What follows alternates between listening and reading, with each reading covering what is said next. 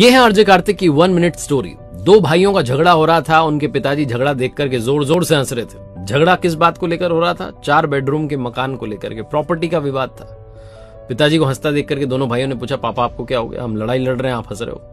पापा ने कहा, बेटा तुम इसके चक्कर में पड़े हो, मैं तुम्हें अनमोल खजाना दिखाऊंगा, कल चलो मेरे साथ छुट्टी लेके। दोनों भाइयों ने छुट्टी ली। एक बस की यात्रा के लिए तैयार थे। बस में अंदर चढ़े तो 2 ही सीट खाली थी, जाने वाले 3 थे। पापा के पास में थोड़ी देर के लिए एक भाई बैठा, फिर दूसरा भाई खड़ा रहा। इस तरीके से एडजस्ट करते हुए चले गए। 8-10 घंटे का रास्ता था। गांव में पहुंचे तो पिताजी उनको पुरानी हवेली पर लेकर के गए। वहां जाकर के पिताजी इमोशनल हो गए। देखते हैं हवेली खंडर हो चुकी है, कबूतरों ने घोंसले बना लिए, झाड़ियां उगाई हैं। पिताजी रोते चले जा रहे थे और उनसे कह रहे थे, देख रहे हो हवेली, इस हवेली में तुम्हारा बचपन बीता है।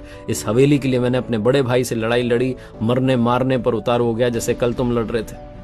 आज हवेली तो मुझे मिल गई थी, लेकिन भैया विदेश चले गए। मुझसे कहा तू ये मकान रख, रिश्ता खत्म। मैंने अपने भाई को खो दिया इस हवेली के चक्कर में, और आज ये हवेली खंडर बन चुकी है। तुम दोनों ऐसे ही लड़ते रहे तो जमीन तो खंडर हो जाएगी, मकान तो खंडर हो जाएगा, रिश्ते हमेशा के लिए खत्म हो जाएंगे। जिस बस की सीट पर बैठकर आए हो, क्या वो जीवन भर के लिए तुम्हारी हो सकती है? भाइयों ने कहा, नहीं, क्या बात कर रहे हो आप, बस में सवारी बदलती रहती है।